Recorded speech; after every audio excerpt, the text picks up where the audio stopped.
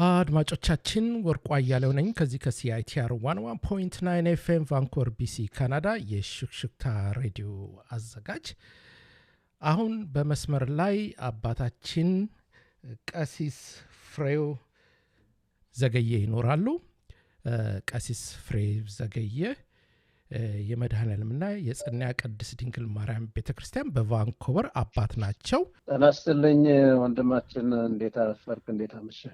ደህና፣ በጣም ደስ ብሎኛል። አባታችን በሬዲዮ አንዳንዴ ሲገቡ ለእኛም በረከት ነውና አመሰግናለሁ እዚህ ሬዲዮ ስቴሽን ስለመጡ። እስቲ ቀሲስ ራስዎን ስሙንና በቫንኮቨር መስካያ ህዙናን መድኃኔዓለም እና ጸንያ ቅድስት ማርያም ቤተክርስቲያን ውስጥ ያሉትን የስራ ድርሻ ቢገልጹልን፣ ቢያብራሩልን አመሰግናለሁ። እሺ፣ እንግዲህ በስመ አብ ወወልድ ወመንፈስ ቅዱስ አሐዱ አምላክ አሜን። ድምፄን የሚሰሙ ሁሉ የክርስቶስ ሰላም በያሉበት ቦታ ይድረሳቸው። ሁሉንም አድማጮችን በክርስቶስ ባለኝ ፍጹም ሰላም ማለት እፈልጋለሁ። እንግዲህ ስሜ መጋቢ ሕሩያን ቀሲስ ኢንጂነር ፍሬው ዘገየ ነው የሚባለው። የቫንኮቨር መድኃኔዓለም እና ጸንያ ቅድስት ማርያም ቤተክርስቲያን አስተዳዳሪ ነኝ። እንደገና ደግሞ የምዕራብ ካናዳ እና አካባቢው ሀገረ ስብከት ዋና ስራ አስኪያጅ ሆኜ በማገልገል ላይ ይገኛለሁ። ቀሲስ እዚህ ሬዲዮ ስቴሽን የመጡት ዋናው ምክንያት ምን እንደሆነ እስቲ ቢያብራሩልና። እንግዲህ ወደዚህ የሬዲዮ ስቴሽን የመጣሁበት ዋናው ምክንያት በቤተ ክርስቲያናችን በቅርብ ጊዜ የተፈጸመውን አለመረጋጋት ተከትሎ ምዕመናን ልባቸው ስላዘነ፣ መንፈሳቸው ስለተረበሸ መረጃ ለመስጠት ምን እንደተከሰተ ምን እንደሆነ በእኛ በኩል ያለውን ነገር በሰበካ አስተዳደሩ በቤተ ክርስቲያኑ እየተፈጸመ ያለውን ነገር ምን እንደሆነ ለማስረዳት ነው። በዚሁም እንግዲህ ምዕመናን ቃላችንን መረጃውን ሰምተው ተቀብለው ለሰላም፣ ለፍቅር፣ ለአንድነት ቤተ ክርስቲያኑ ወደ ነበረበት ሰላም እንዲመለስ የበኩላቸውን አስተዋጽኦ ያደርጋሉ በሚል እምነት ነው ወደዚህ የመጣሁት። በጣም አመሰግናለሁ አባት። ለመሆኑ ምንድን ነው ምክንያቱ? ምንድን ነው የተፈጠረው በቤተ ክርስቲያን ውስጥ? እርስዎ የዚህ አስተዳደር አባት ኖት እና እስቲ ለአድማጮቻችን ምን በቤተ ክርስቲያን ውስጥ ነው? ከውጭ ነው? በዛ በምዕመናን ውስጥ ነው? እስቲ ጠቅልል አድርገው ቢያብራሩልን። እንግዲህ በቤተ ክርስቲያናችን ውስጥ በእኛው በልጆቻችን መካከል ባለው ልዩነት የተነሳ ነው። እንግዲህ ቤተክርስቲያን አስተዳዳሪ ከሆንኩበት ጊዜ ጀምሮ ቤተክርስቲያን በብዙ መንገድ ለውጥ ላይ ነበረች ቤተክርስቲያናችን። በእነዚህ ለውጦች እንግዲህ በጣም ደስተኛ የሆኑ ሰዎችም አሉ። በዚያም ደግሞ ቅሬታ በየጊዜው ያዘሉ ምዕመናን ልጆቻችን አሉ። ቅሬታዎችን እንግዲህ በየጊዜው አዳምጦ በየጊዜው ለመመለስ ካለው የጊዜ ውስንነት አንጻር ሳይቻል ቀርቶ አሁን ለዚህ ክፉ ጊዜ ላይ ደርሰናል። በመሰረቱ ዋናው ችግራችን መዋቅራዊ አሰራር አለመጠበቅ፣ የሰበካ አስተዳደር የስራ ድርሻ፣ እንደገና ደግሞ የቁጥጥር ኮሚቴ የስራ ድርሻ፣ ቀኖና ቤተክርስቲያንን መጠበቅ፣ የቤተክርስቲያንን ሕግ ማክበር፣ እነዚህን የመሳሰሉ ነገሮች ተዳምረው የተጣሱበት ሁኔታ በመሆኑ ያው ሁላችንም ሀዘን ላይ እንገኛለን ማለት ነው። በዚህ ሁኔታ ላይ ምዕመናኑ በእርግጥም ሊሰሙ ይችላሉ። ነገር ግን ከዛው ከውስጥ ከሆነ ምን ተፈጠረ? ምዕመናኑ የሚያሳዝን ነገር ምንድን ነው የተፈጠረውና እስቲ ያንን ዋናውን ነጥብ ቢያብራሩልና ወደ ጥያቄው ብንሄድ። እንግዲህ ማንኛውም ቅሬታ ሲኖር የቅሬታ አፈታት የራሱ ሰላማዊ የሆነ መንፈሳዊ የሆነ ቀኖናውን ጠብቆ የሚሄድ የቅሬታ አፈታት ስርዓት አላት ቤተክርስቲያን።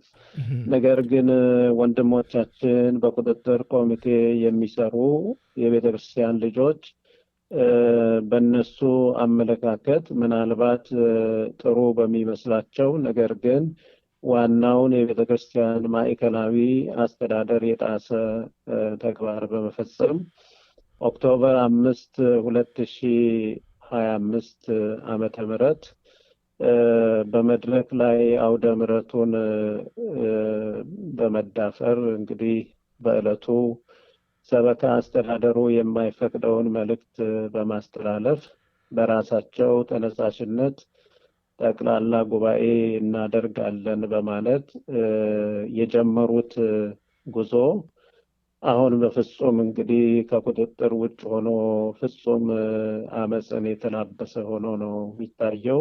እንግዲህ ቤተክርስቲያን አገልግሎቷን በጣም እየጎዳ ነው፣ ምዕመናንን እያስለቀሰ ነው ያለንበት ሁኔታ። ከዚህ አንጻር ነው እንግዲህ ያም ክፍል በራሱ ወዲያው ተነሳሽነት ያንን ካደረጉ በኋላ የራሳቸውን የቫይበር ግሩፕ መስርተዋል። በዚያም የራሳቸውን ቡድን ያንቀሳቅሳሉ። በዛ የሚተላለፉ መልእክቶችም በጣም ጥሩ ያልሆኑ፣ ሰውን ሊጎዱ የሚችሉ፣ አስተማሪ ያልሆኑ፣ እንደው ከቅሬታ በላይ የሆኑ ናቸውና ትንሽ አሳዛኝ ድርጊት ነው የሆነብን ማለት ነው።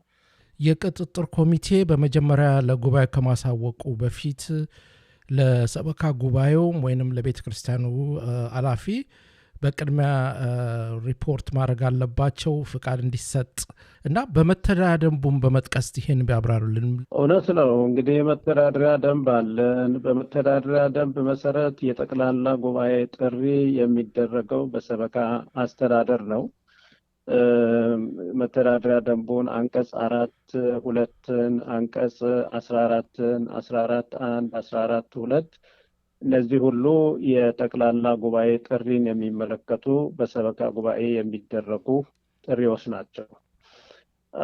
ነገር ግን የቁጥጥር ኮሚቴ የተጠቀመው አንቀጽ 12 13 ቁጥር 2 ነው።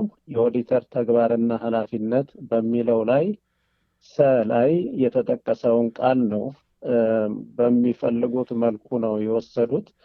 ነገር ግን እዚህ ላይ የተጠቀሰው ቃል ሰበካ ጉባኤው ጠቅላላ ጉባኤ ጠርቶ ለነሱ ያስረክባል ይላል እንጂ እነሱ ይጠራሉ አይልም።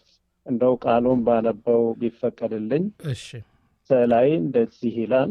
በሰበካ መንፈሳዊ አስተዳደር ጉባኤ መካከል አለመግባባት ተፈጥሮ የቤተ ክርስቲያኗ ስራ መስተጓጎሉን ካረጋገጠ እና ችግሩን ለመፍታት ያደረገው ጥረት ሁሉ ውጤት አልባ በመሆኑና የተፈጠረው ችግር የቤተ ክርስቲያኗን ሕልውና የሚፈታተን መሆኑን ቁጥጥር ኮሚቴው ሙሉ ለሙሉ ካመነበት የአስቸኳይ ጠቅላላ ጉባኤ ስብሰባ እንዲጠራ ለሰበካ መንፈሳዊ አስተዳደር ጉባኤ በጽሁፍ ያስታውቃል። የሰበካ መንፈሳዊ አስተዳደር ጉባኤ ጽሁፉ በደረሰው 1 ወር ባልበለጠ ጊዜ የጠቅላላ ጉባኤውን ስብሰባ በመጥራት መድረኩን በሊቀመንበርነት እንዲመራ ለቁጥጥር ኮሚቴ ያስረክባል ይላል። እንግዲህ ይሄ አንቀጽ እንደምትሰሙት ሰበካ አስተዳደሩ ጠቅላላ ጉባኤውን ይጠራል እንጂ ቁጥጥር ኮሚቴው ጠቅላላ ጉባኤውን ይጠራል አይልም። ስለዚህ ትልቁ ልዩነት የተፈጠረው እዚህ ላይ ነው። ደግሞም የዚህ አንቀጽ ዋናው ተልዕኮ የፓወር ቫኪዩም እንዳይፈጠር፣ ሰበካ ጉባኤ በፈረሰ ጊዜ ከ50 ሲደመር 1 በታች የሆነ ጊዜ ለምሳሌ አሁን 7 ነው ስራ አስፈጻሚው፣ ከ7 4ቱ የለቀቁ እንደሆነ ስልጣን ሽግግር ስለማይኖር ያንን ክፍተት ለመሙላት ነው ቁጥጥር ኮሚቴው የሚመራው ጉባኤ እንጂ ለሌላ ጉዳይ ለህዝቡ ውይይት ችግር አለ እንደዚህ ነው እንደዚያ ነው ለሚለው በፍጹም ይሄ አንቀጽ አያገለግልም። እና አንቀጹን ያለ አግባብ በመጠቀም ነው እንግዲህ በዚህ ተነስተው እኛ ራሳችን በራሳችን እናደርጋለን በሚል መንፈስ ነውና ይሄ ትንሽ ሕጉንም ስርዓቱንም የጣሰ በመሆኑ ችግሩ ሊፈጠር ችሏል። የቁጥጥር ኮሚቴው ለሰበካ ጉባኤው በጽሁፍ ያቀርባል ይላል። ቁጥጥር ኮሚቴው መስተጓጎል አለ በቤተ ክርስቲያን ውስጥ ችግር አለ ብሎ ካመነ ነው የሚለው። አቅርቧል ወይ? ካቀረቡ የእናንተስ ምላሽ ምንድን ነው? እንግዲህ አሁን የሰበካ አስተዳደሩ በራሱ በርካታ ተግባራት ላይ የተጠመደ በብዙ የጊዜ ማጣቶች ውስጥ ያለ ነው። ቁጥጥር ኮሚቴው ደግሞ መጠነኛ የስራ ድርሻ ስላለው የተሻለ ጊዜ ይኖረዋል ነገሮችን ለማየት። ነገር ግን ይሄ ጉባኤ የሚጠራበት መንፈሱ የመጀመሪያው በሰበካ መንፈሳዊ አስተዳደር ጉባኤ መካከል አለመግባባት ተፈጥሮ የቤተ ክርስቲያኗ ስራ መስተጓገሉን ካረጋገጠ ነው የሚለው። በእኛ እምነት ቤተ ክርስቲያናችን በዚህ ደረጃ አልተደረሰም፣ ወይም ደግሞ በሰበካ ጉባኤ አስተዳደር መካከል አለመግባባት ተፈጥሮ የቤተ ክርስቲያኗ ስራ አልተጓጎለም። ቤተ ክርስቲያኗ ስራዋ ቅዳሴ፣ ስብከተ ወንጌል ማካሄድ፣ የሰንበት ትምህርት ቤቱን ማደራጃ መምራት፣ ህፃናት ይቆርባሉ፣ ይዘምራሉ፣ ማህሌት ይቆማል፣ ንግስ አለ፣ ታቦት ይወጣል። ምንም የተስተጓጎለ ነገር አልነበረም። ዝክር በየሳምንቱ በየሰንበቱ ይካሄዳል። ሰበካ ጉባኤው ምንም አቅም ያጣበት ሁኔታ አልነበረም። ስለዚህ የህልውና ችግር በሌለበት ጥያቄው ራሱ ተገቢ አልነበረም እና እሱን በቃል መልሰን ነበር። ተገቢ አይደለም ጥያቄያችሁ፣ ህልውና ችግር የሚፈታተን ጉዳይ አልገጠመንም። ሰበካ ጉባኤው ፋንክሽናል ነው። መቼስ አለመግባባት የሚባለው ለምሳሌ አንድ የሰበካ አስተዳደር አባላችን ለቀዋል፣ ስራ ላይ አይደሉም። ግን ሌሎቹ 6 ሰዎች ስራ ላይ ናቸው። ይሄም ማለት ደግሞ በአንድ አጀንዳ ላይ ሁሉም ሰው አንድ አይነት ሀሳብ ይኖረዋል ማለት አይደለም። በየአጀንዳው አለመግባባቶች ሊኖሩ ይችላሉ። ነገር ግን በሀሳብ ብልጫ የተሻለው እየተወሰነ ችግሮች እየተፈቱ እዚህ ደርሰናል። አንደኛ። ሁለተኛ ደግሞ አሁን ይሄ ያለው የሰበካ አስተዳደር የቀረው ጊዜ 2 ወር ብቻ ነው። ያም ማለት 8 እሁድ ነው። ስለዚህ አሁን ምርጫ ላይ ነው ያለነው። ይህንን ቡድን ለመተካት ስራ እየሰራን ነው ያለነው። ስለዚህ ይሄ ሰበካ ጉባኤ አለመግባባት አለበት ብሎ ጉባኤ ከመጥራት ምርጫውን አካሂዶ እነሱን መተካት ለቤተ ክርስቲያን ይበጃል፣ ጊዜም ይቆጥባል፣ ስርዓቱንም ያስይዛል ከሚል መንፈስ ነው እኛ ያየነው እና ከዛ አንጻር እንግዲህ 80% ፋንክሽናል ነው። የሰበካ አስተዳደሩ ስራውን እየሰራ ነው። የህልውና ስጋት አልነበረብንም። እንግዲህ አሁን ነው ስጋቱ የመጣው ከነሱ ኦክቶበር 5 ኢቨንት በኋላ ነው የመጣው እንጂ በጊዜው ምንም አይነት ስጋት አልነበረንም። ለዚህ የሚያበቃም ጉዳይ አልነበረም። አንዳንድ የአስተዳደር ጉዳዮች ከነበሩም በውይይት በንግግር የሚፈቱ ነው የነበረው እንጂ በእንዲህ አይነት ታላቅ ቁጣ ውስጥ የሚያስገባ ነገር ነበረ ብለን እኛ በኩል አናምንም ነበረ ለማለት ነው። በጣም አመሰግናለሁኝ። አዎ እንግዲህ እነሱ በደብዳቤ አቅርበዋል ወይ ነው ጥያቄና ካቀረቡም እናንተ ደግሞ ያው እንደደረሳችሁና በቃላችሁ እንደመለሳችሁ እና ምንም የተጓደለ ነገር የለም በስነ ስርዓቱ መሰረት በቀኖና መሰረት እየተካሄደ ነው ቤተክርስቲያን። ሌላም አስፈላጊ ከሆነ ከ2 ወር በኋላ ጠቅላላ ጉባኤ ስለሚር እዛ ላይ አቅርባችሁ ሁኔታዎቹም ኮሚቴውም ሊቀየር ይችላል፣ በዛ ላይ ማድረግ አለባችሁ በሚል መልክ ነው የመለሳችሁት ማለት ነው። አዎ እንግዲህ በመጠኑም ጉባኤ ይደረጋል። ጉባኤው የሚደረገው ምርጫ ለማስፈጸም ነው። ምርጫ ሲፈጸም ደግሞ እነዚህ ሁሉ አለመግባባት አለባቸው የተባሉት ሁሉ ይሰናበታሉ። አዲስ አስተዳደር ነው የሚመጣው። አዲስ አስተዳደር ሲተካ ማንኛውም ችግር ካለም በዚህ አዲስ አስተዳደር አማካኝነት ጉባኤ እየተጠራ ውይይትና ምክክር ሊደረግ ይችላል ነው ሀሳባችን የነበረው። ጉባኤ መቼ እንደምንጠራ ያወቅነው ነገር የለም። ምክንያቱም ምርጫው ባሰብነው ልክ እየሄደ ስላልነበር። በነገራችን ላይ እንግዲህ ወደኋላ ተመልሰን የዚህ ሁሉ ጥያቄ መነሻው ምርጫ ነው። ምርጫው መጀመሩ ነው በተለይ የቁጥጥር ኮሚቴውን ቅር ያሰኘው። ለምን ምርጫው አዲስ መተዳደሪያ ደንብ እየተሰራ ስለሆነ አዲሱ መተዳደሪያ ደንብ ሳይመጣ ምርጫ መደረግ የለበትም የሚል ጥያቄ ስለነበራቸው እኛ ደግሞ አዲሱ መተዳደሪያ ደንብ እጃችን ላይ በአሁኑ ሰዓት ስለሌለ ምን ያህል ጊዜ እንደሚወስድ ስለማናውቅ በዲሰምበር 31 የግድ የሚተካ አስተዳደር ስላለን የግድ ባለው ደንብ ምርጫውን ሄደን አስተዳደር ተክተን ከዚያ ደንቡን ማየት እንችላለን የሚል አቋም ነው የነበረን። ለዚህ ሁሉ ብጥብጥም ያደረሰን እቺ ቁልፍ የሆነችው ነገር ምርጫ የምትባለው ነገር ነች። በምርጫው ላይ በነበረው ቅሬታ ነው ይሄ ሁሉ ጣጣ የመጣበት እና ምርጫውን በዚያ ጊዜ እነሱ በሚፈልጉት መልኩ መሆን የሚችልበት ሁኔታ ቢፈጠር ኖሮ ይሄ ሁሉ ነገር አይፈጠርም ብዬ አስባለሁ። እንግዲህ እነዚህ እየተጓተቱ የሚመጡ እንግዲህ ከኋላ እየመጡ ያሉ ሀሳቦች ናቸው እንጂ እንደማስታውሰውም መጀመሪያውኑ ሀሳቡ ከመተዳደሪያ ደንብ ጋር የተያዘ ከምርጫ ጋር የተያዘ ነው የነበረው። አይ እንግዲህ እንደዚህ ከሆነ ያው እነሱ ያን ካልጠበቁ እነኚህ ግለሰቦች ቡድኖች የሚሏቸውን የቤተ ክርስቲያን አባሎች ናቸው እና በሽማግሌ በአንዳንድ ነገር በመጥራት ለመመካከል አልተሞከረም ወይ? እንግዲህ እየሞከርን ነው። ሰሞኑን በሊቀ ብርሃናት ቀሲስ አለምሰገድ አባታችን ከወተ ሰማይ ቅድስት ማርያም ቤተክርስቲያን እና የተወሰኑ ራሳቸውን ለሽምግልና ያቀረቡ ሰዎች ታዛቢ ሆነው ባሉበት ሁኔታ ንግግር አድርገናል ከቁጥጥር ኮሚቴ ወንድሞቻችን ጋራ። እንግዲህ ከነሱ ጋራ የነበረን ውይይት ፍሬያማ ጥሩ ነበረ። በተለይ የመጀመሪያው ቀን ሁለተኛውም ቀን እንዲሁ በጣም ጥሩ ውይይት ነበረ። የነበረውን አጀንዳ ወደፊት አቅርበው አጀንዳዎቹ ላይ መስማማት ደርሰን ነበር።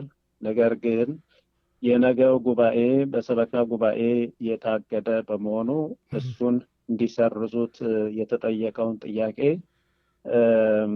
ሳይመልሱ ስለቀሩ ያው የውይይቱ ግብ ሳይፈጸም ቀርቷል ማለት ነው። አዎ እንግዲህ ይሄ ስብሰባ የሚጠራው የሰበካ ጉባኤና ቤተክርስቲያኑ ነው። ለነሱ ከአስፈላጊ ከሆነ የመተዳደሪያ ደንቡም ሆነ የኦዲተሩም የቁጥጥሩን ነገር ለመናገር ምእመናኑስ ምን አለ? ይሄን ሰምቷል ወይ? በእናንተ በኩል ምንድን ነው ውሳኔው? በመሰረቱ እኛ እስከ ዲሰምበርም አንቆይም ጉባኤ ለመጥራት። ዋናው ጉዳይ እኛ ጉባኤውን እንጠራለን። አጀንዳው በጣም ክሊር ሆኖ የታወቀ ከሆነ የታወቀ አጀንዳ ጉባኤ ላይ የሚወሰን ካለ እኛ ለዚያ አጀንዳ ጉባኤውን እንጠራለን የሚል ሀሳብ አለን። መቼም ቢሆን ሰበካ ጉባኤው መጥራት ይችላል። ግን ምን ይፈልጋል? ክሊር የሆነ አጀንዳ ይፈልጋል። በምን አጀንዳ ነው ጉባኤ የምንጠራው? ያ አጀንዳ እነሱ በአሁኑ ሰዓት ያ አጀንዳ ምን እንደሆነ ለእኛ ሊያስረዱልን አልቻሉም።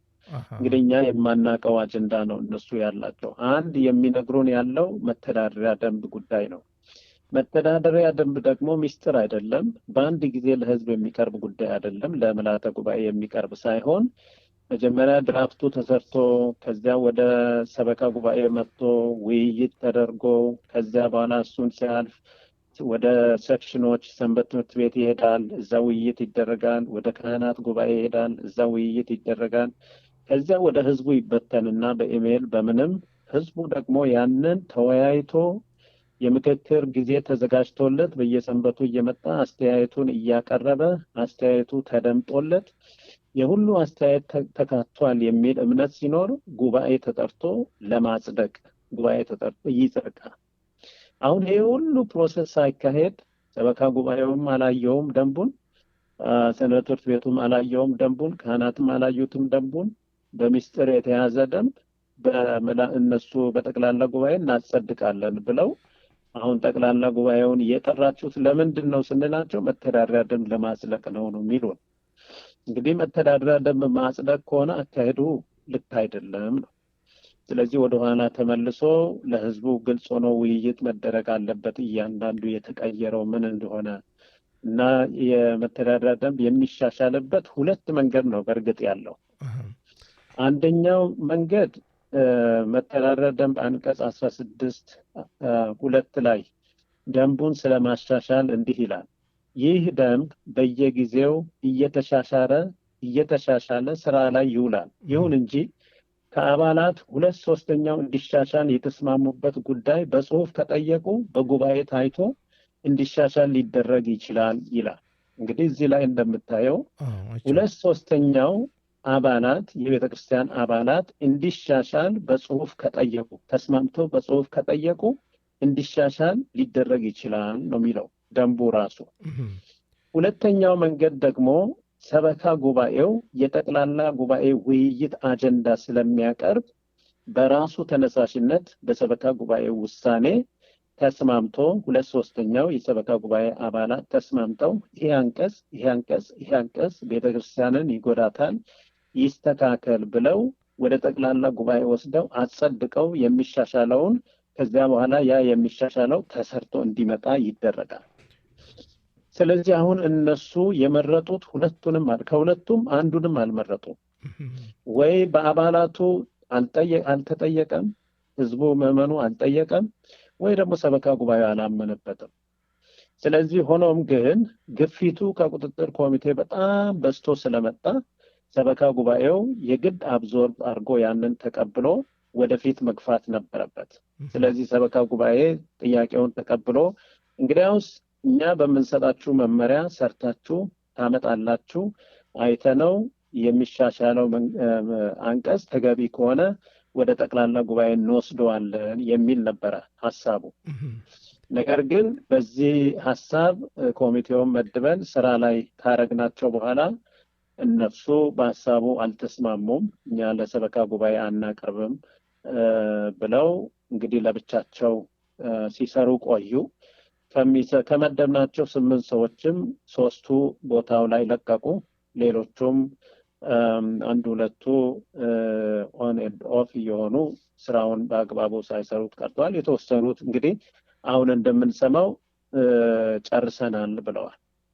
እንግዲህ አሁን እንደምንሰማው እነሱ ሰበካ ጉባኤውን አያገባችሁም፣ አይመለከታችሁም፣ እኛ ነን የምንሰራው ብለው ስራውን ጨርሰናል ሲሉ ሰበካ ጉባኤው ደግሞ በፊት ሰበካ ጉባኤውን አላውቅም ስላላችሁ እንዴት አሁን እናስተናግዳለን የሚል መልስ ነበረ የነበረው። አሁን በዛ እግድ ላይ ሰበካ ጉባኤው አግዶት በቃ በዛው በራሳችሁ ሜዳ ላይ ሁኑ ባለበት ሰዓት ነው እንግዲህ ይህንን በጎን አምጥተው የዚህ የቅሬታ ዋና አካል አድርገው ተደርጎ እንግዲህ ህዝቡም እንዲያዝን በዚህ እንዲያለቅስ የተደረገው ማለት ነው። ይሄ ማለት ግን ሰበካ ጉባኤው ደንብ እንዲሻሻል አይፈልግም ማለት አይደለም። ደንብ እንዲሻሻል ከተፈለገ የደንቡ ማሻሻል ህጎች አሉ። ህጎቹን ተከትለን እናሻሽል። በህጎቹ መሰረት ከተካሄደ ህዝቡ የመወያየት እድል ያገኛል። ከተወያየበት ደግሞ የበሰለና ጥሩ የሆነ ህገ ደንብ እንፈጥራለን ለቤተ ክርስቲያኑ ሰላም የሚያመጣ ብለን ነበረ ያሰብነው። እንግዲህ ያ በተወሰነ መልኩ ሊሆንልን አልቻለም። ባለመሆኑም አሁን በዚህ መልኩ መተን ባለፈው በነበረን ውይይታችን እኛም ፈቃደኛ ሆነን እንግዲያውስ ደንቡ እንዳላችሁት ይደረግ፣ አምጡት፣ ለህዝቡ ይወያይ፣ ህዝቡ የሚወያይበትን መድረክ እንከፍታለን። ከዚያ በኋላ አስተያየት ተቀብላችሁ አካታችሁ ህዝቡ ይጽደቅ ካለም ታጸድቃላችሁ፣ ህዝቡ አይጽደቅ ካለም አታጸድቁትም። ስለዚህ ወደ መስመር እናስገባዋለን ብለን ቃል ሰጥተናቸዋል። በዛም ተማምነን ነበረ። እንግዲህ ያም ሆኖ መፍትሄ ልናመጣ አልቻልንም ማለት ነው። እንግዲህ እንደሚሉኝ ከሆነ በመተዳደሪያ ደንቡም እንዲሁም ደግሞ በወንድምና በእህት በአንድ ቤተ ክርስቲያን ልጆች በመሆን ነገሮቹን ቀለልን ለማድረግ ሞክራችሁ እንደነበረ ነው የሚገባኝ። ሌላው አንድ የውግዘት ደብዳቤ አይቻለው፣ ስለሱ ቢያብራሩልን። ሀገረ ስብከቱ ሪፖርቱ እንደደረሰው ቪዲዮን ገምግሞ ተመለከተ፣ አየ። እንዲህ አይነት ድርጊቶች በሀገረ ስብከቱ በርካታ ቦታ ላይ መፈጸማቸውን አረጋገጠ። እዚህ በፊትም በካልጋሪ ሐመረኖ ኪዳነ ምሕረት ቤተክርስቲያን፣ በካልጋሪ ቅዱስ ገብርኤል ቤተክርስቲያን እንደዚህ ቅሬታ አለን የሚሉ ምዕመናን አውደ ምሕረቱን በመቀማት መልእክት በማስተላለፍ እንዲህ አይነት ተመሳሳይ ድርጊት ስለተፈጸመ ይሄ ድርጊት እየሰፋ መሄዱ በጣም ለቤተ ክርስቲያን አስተዳደር ስጋት ነው ከሚል መንፈስ ድርጊቱን ትክክል እንዳልሆነ ሊታረም እንደሚገባ አውግዘው ለምዕመናን ማብራሪያ ሰጥተዋል። ለስብሰባ ለመጥራት ነው ይቻላል እንደ ቁጥር ኮሚቴ ስብሰባ መጥራት? እንግዲህ ትልቁ የቤተ ክርስቲያን አስተዳደር ችግር እሱ ነው። የሰበካ አስተዳደሩ የቤተ ክርስቲያኗ ዋነኛ ተጠሪ ነው። ጥፋትም ቢኖር ልማትም ቢኖር ተወቃሽም ተመስጋኝም የቤተ ክርስቲያኗ ሰበካ አስተዳደሩ ነው።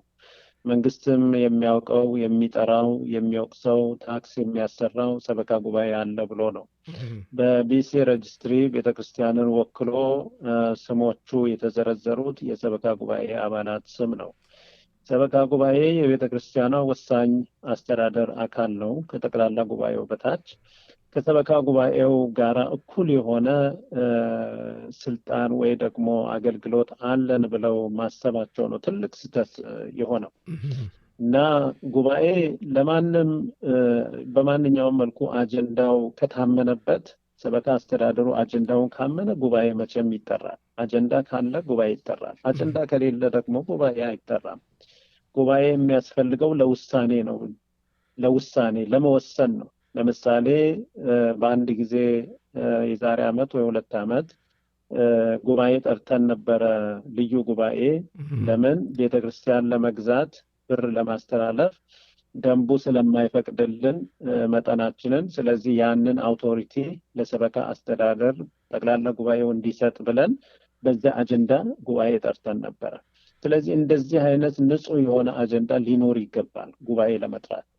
አለበለዚያ ውይይት ከሆነ የውይይት መድረክ ሊከፈት ይችላል፣ ግን ጠቅላላ ጉባኤ መሆን የለበትም። ውይይት ለማድረግ ጠቅላላ ጉባኤ ውሳኔ የሚያሰጥ ጉዳይ ነው የምጠራው። ምክንያቱም ጠቅላላ ጉባኤ ለመጥራት ውድ ነው፣ ዝግጅት ያስፈልጋል፣ ጊዜ ያስፈልጋል፣ የህግ የሚያስፈልጉ ነገሮችን መከተል ያስፈልጋል። ለምሳሌ ቀላሉ ነገር ኮረም መሙላቱን ማረጋገጥ ያስፈልጋል። አባላትና አባላት ያልሆኑትን መለየት ያስፈልጋል። በጉባኤ መሳተፍ የሚችሉትና የማይችሉትን መለየት ያስፈልጋል። እነዚህ ሁሉ መረጃዎች ያሉት በሰበካ አስተዳደሩ እንጂ በእነሱ አይደለም። አሁን ችግሩ የሆነው ይህን ሁሉ መረጃ ሳይኖራቸው ጠቅላላ ጉባኤ መጥራት እንደማይችሉ እየታወቀ እንግዲህ ያው እነሱ አሁን እያደረጉ ያሉት እንችላለን እናደርጋለን ብለው የሄዱበት መንገድ ነው ትንሽ ለስራም ለመግባባትም አስቸጋሪ የሆነው ማለቴ ነው። እንግዲህ ቁጥር ኮሚቴው ግልጽ የሆነ ስብሰባ የሚጠራበት ነጥቦች አናቅም፣ ግልጽ አላረገልን፣ ዝም ብለን ስብሰባ እንጥራ ብለው ያሉት ነው። በተለይ በመተዳደሪያ ደንቡም ሆነ በቁጥር እንጂ ለሰበካ ጉባኤም ለቤተ ክርስቲያኑም በደንብ ግልጽ አድርገው አቅርበው ሰበካ ጉባኤው ለጠቅላላ ጉባኤ የሚያስጠራ ፖይንት አልሰጡም ነው የምትሉት? ትክክል ነው። ዋናው ትልቁ ነጥብ እሱ ላይ ነው። ትልቁ ነጥብ ምንድን ነው የምትወያየው? ጠቅላላ ጉባኤ የምትጠራው ምን ለማግኘት ነው? ምን ሪዛልት ነው የተፈለገው? ምን ውሳኔ ነው የተፈለገው? ምን አጀንዳ ላይ ነው ውይይት የሚደረገው? በቢሮ የምናደርጋቸው ንግግሮችን በቢሮ መጨረስ ምንችለው ነው። በጉባኤ የሚደረግ በጣም ትላልቅ የሆነ አጀንዳ ነው ጉባኤ የሚወስነው። እንዲወስን ስታደርግ ደግሞ የበሰለውን ሐሳብ ነው ይዘህ የምትሄደው። አንተ በውይይት አዳብረህ ጨርሰህ የመጨረሻ ውሳኔ ያስፈልገዋል ስትል ነው ይዘህ የምትሄደው። ስለዚህ ከዚህ አንጻር የቁጥጥር ኮሚቴ አጀንዳው ምን እንደሆነ በግልጽ ስላላወቅን ለመረዳት ስላልቻልን አጀንዳ በሌለበት ደግሞ ጠቅላላ ጉባኤ መጥራት ቤተክርስቲያኗን ከነበረችበት ሰላም የባሰ ጭቅጭቅና ንትርክ ውስጥ ወይ ደግሞ ያልተፈለገ አቅጣጫ ስለሚሰደን ያንን ነው እኛ ጥንቃቄ ስናደርግ የነበረው። እዚህ እውነት ነው አጀንዳውን ማወቅ አስቸግሮናል። ምን እንደሆነ አጀንዳው አናውቀውም። እንግዲህ እነሱ አጀንዳ አለን ስለ ቤተክርስቲያን ይላሉ። በእርግጥ ምን እንደሆነ እሱ ግልጽ ሆኖ ለምሳሌ አንዱ የምናውቀው መተዳደሪያ ደንብን የተመለከተ ነው። ይሄ ግልጽ ነው፣ መተዳደሪያ ደንቡ የተመለከተ ነው። ሆኖም ግን ምንድነው መተዳደሪያ ደንቡን በተመለከተ የተፈለገው? ውይይት ከሆነ ጠቅላላ ጉባኤ አያስፈልገንም። ውይይት ከሆነ የህዝብ ውይይት ነው፣ የውይይት መድረክ ነው የምናዘጋጀው። ፎረም ሞልቶ ውሳኔ በሚያሰጥ መልኩ አባል የቱ ነው፣ አባል ያልሆነ የቱ ነው፣ ክፍያውን ያቋረጠ ያላቋረጠ ብለን ለይተን ይህን ሁሉ ተጨንቀን ማድረግ አይጠበቅብንም። መተዳደሪያ ደንቡ ገና ህዝብ ያልተወያየበት ስለሆነ መጽደቅም አይችልም። ስለዚህ ወደዛ መሄዱ ትክክል አይሆንም ነው አንዱ። ሌላው አጀንዳ አለን የሚሉት እንግዲህ ለእኛ ድብቅ የሆነ እነሱ የሚያውቁት አጀንዳ አለ። ምን እንደሆነ አናውቀውም። እግዚአብሔር ይገልጠዋል መቼስ ያሰቡትን ነገር። እኛንም በጣም ያሳሰበን ይሄ እነሱ የሚያውቁት እኛ የማናውቀው ግልጽ ያልሆነው አጀንዳ ነው። በጣም ጥሩ። እንግዲህ እንደዛ ከሆነ ቁጥጥር ኮሚቴም ወይ ይህን ነገር መተዳደሪያ ደንቡን ሊያወጡ የተዘጋጁት በሙሉ ግልጽ በሆነ መንገድ በደብዳቤም ሆነ እንዲሁ በመነጋገር ለሰበካ ጉባኤ በዚህ ነው ብለን የምንጠራው ብለው ቢያቀርቡ እናንተ ፈቃደኞች ናችሁ? ግልጽ የሆነ ነገር ቢያቀርቡላችሁ። አጀንዳው ካለ እኮ እኛ ባለቤት ነን አይደለም? የቤተክርስቲያን ባለቤት ነን እና የጠቅላላ ጉባኤው ባለቤት ነን። አጀንዳውን እናየዋለን፣ እንወያያለን። አጀንዳው ጉባኤ የሚያስጠራ ከሆነ ጉባኤ እንጠራበታለን። ሆኖም ግን አሁን እንደምታውቀው ይሄ የሰበካ አስተዳደር ጊዜውን ጨርሷል። ጊዜውን ጨርሶ 8 እሁድ ብቻ ነው የቀረው። አሁን ምርጫ ማድረግ ግዴታ የሆነበት ጊዜ ነው። ጉባኤ ለምርጫው ካደረገን ምርጫውን 2 ጉባኤ ሊሆን ይችላል የምታደርገው። ለምን? አንደኛው ኮረም ላይሞላ ይችላል። ኮረም ካልሞላ እንደገና ሳምንታትን ጠብቀ 2ኛ ጉባኤ ታደርጋለህ። ስለዚህ እነዚህን ጉባኤዎች አድርገ አዲስ አስተዳደር ለመሰየም ያለ ጊዜ በጣም ውስን ነው። ስለዚህ ይሄን ውስንነት ይዘ እንደገና እዚህ ላይ ተጨማሪ ሌላ ጉባኤ ጨምራለሁ የምትለው በጣም ትልቅ ወሳኝ አጀንዳ ካልሆነ በቀር ከአዲሱ አስተዳደር በፊት ባይደረግ ጥሩ ነው። አዲሱ አስተዳደር ከመጣ በኋላ መሆን የሚችል ነገር ነው ለማለት ፈልጌ ነው። በጣም ጥሩ። እንግዲህ አባት በጣም ጥሩ ነገር ነው። እንግዲህ ዛሬ ምእመናኑም ወይም የቁጥጥር ኮሚቴው ግለሰቦቹ ይሄን ሊሰሙ ይችላሉ። ለሁለቱም መልእክት የሚያስተላልፉት ካለና በዚህ ብንቋጨው ጥሩ ይመስለኛል። ለነሱም በአባትነት ምክር ቢሰጡ ጥሩ። እንግዲህ ለወንድሞቻችን የቁጥጥር ኮሚቴ አባላት ለቤተክርስቲያን ያላችሁን ቅናት እናመሰግናለን፣ እናደንቃለን። የሰራችሁትን ስራ ሁሉ እናከብራለን። ነገር ግን ሁሉም ነገር በስርዓት ይሁን እንደሚባለው ስርዓቱን ጠብቀን ህጉን ጠብቀን በውይይት የምንፈታውን በውይይት በንግግር የምንፈታውን በንግግር በቢሮ አሰራር የምንፈታውን በቢሮ አሰራር እያደረግን ህዝባችንን ወደ አልሆነ የአመፅ ስሜት ባለመግፋት በቅድስና በሰላም በፍቅር ሆነን ስራችንን የምናጠናቀቅበትን የምንጨርስበትን ሁኔታ እንድትፈጥሩ መንፈሳዊ ጥሪዬን አቀርባለሁ ለቁጥጥር ኮሚቴ። የመተዳደሪያ ደንብ ኮሚቴ ደግሞ ስራችሁን በአግባቡ እንድትሰሩ ማንኛውንም ነገር የሰበካ አስተዳደር የሚያዘጋጅላችሁ የሚተባበርላችሁ ስለሆነ ወደ መስመሩ ተገብቶ በሰበካ ጉባኤ ቻናል አማካኝነት ጉባኤ እየተጠራ ውይይት ተደርጎ የሚጸድቅበትን መንገድ የምናመቻች ስለሆነ በዚያ ትብብር እንድታደርጉ ወደ ሰላም እንድትመጡ ቤተክርስቲያን እንዳይከፈል እንዳይበተን ሰላም እንዳያጣ ልጆች እንዳያዝኑ አረጋውያን እንዳያዝኑ እንድታደርጉ መንፈሳዊ ጥሪዬን አስተላልፋለሁ። በተረፈው ምዕመናት ሁሉ በእርጋታ ነገሮችን ማየት ብንችል የምትሰሙትን የምንሰማውን የሚጻፈውን የምታነቡትን ሁሉ በእርጋታ ቆም ብላችሁ እየጠየቃችሁ እያሰባችሁ ብትሰሙ ለቤተ ክርስቲያናችን ትርፋማ አካሄድን ጉዞን እንመሰርታለንና ቤተክርስቲያን በአሁኑ ሰዓት በጣም አደጋ ላይ ወድቃለች። መጥፎ የሆነ ነገር ተፈጥሯል። ምናልባት እንግዲህ ከዚህ በፊት የተከሰተው መከፋፈል አሁንም ወደ 5ኛ ቤተክርስቲያን መከፈል ሊሄድ ይችላል። መጥፎ የሆነ ጊዜ ላይ ነው ያለነውና እናንተ በጸሎት አግዙን፣ በሐሳብ አግዙን፣ በእርጋታ አግዙን። ነገሮችን በማብረድ በምክር ሁላችንም አግዙንና ቤተክርስቲያን ትሻገር እላለሁ። እንግዲህ የሰማነውን በልቦናችን ያሳድርብን፣ እግዚአብሔር ሁላችንንም ይርዳን እላለሁ። አሜን። አባት እንግዲህ በጣም ጥሩ መልእክት ነው። ከዚህ በላይ የሚጨምሩት ካለ እንደገና ድልስት ማጠቃለያ ይሄው ተናግረዋል። ግን የሚጨመር ነገር የቀረ ነገር ካለ አንድ ጊዜ ድልስት ከሌለ በዚሁ እንዝጋው። አዎ እንግዲህ ቤተክርስቲያናችን በታላቅ ሁኔታ ላይ ነው የነበረው፣ እያደገ ነው የነበረው፣ በፍጥነት እየተለወጠ ነው የነበረው።